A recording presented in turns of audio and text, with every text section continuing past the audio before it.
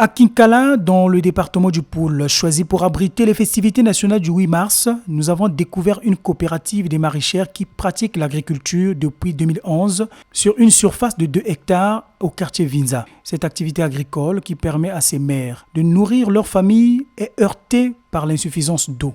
Une situation qui rend pénible la vie de ce groupement. Depuis longtemps, nous sommes menacés par rapport à cette situation d'eau-là. Donc parfois, on peut avoir 5 jours, 4 jours, il n'y a pas de l'eau. Maintenant, comment nous pouvons récolter des bonnes variétés qui seront un peu admirées par la population? Rien.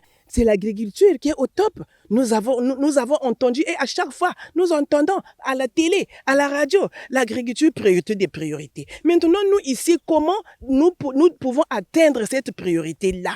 On peut chercher les aliments nous-mêmes, on peut chercher le fumier nous-mêmes, mais surtout l'eau.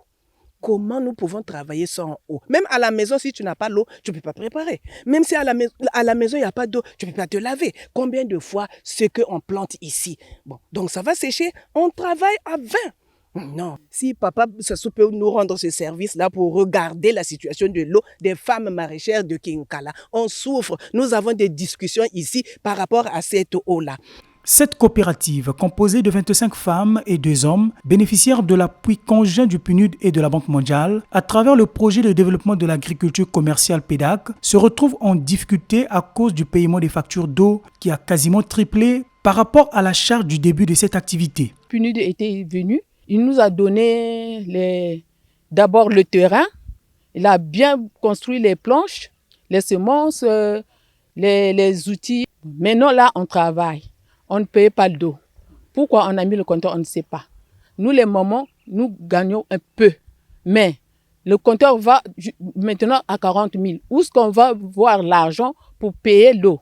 Si tu comptes les femmes ici, nombreux sont des veuves. Vraiment, on souffre. Même le château, ça ne remplit pas. Tu peux même arroser 3 planches, 4 planches. Tu ne peux pas même planter tout le terrain. Au regard de la vulnérabilité dont fait montre ces maraîchères confrontées à moult difficultés, les autorités compétentes sont appelées à trouver des mesures pouvant alléger les charges sociales de ces femmes qui s'efforcent à contribuer à l'essor de l'agriculture, premier pilier du plan national de développement PND 2022-2026.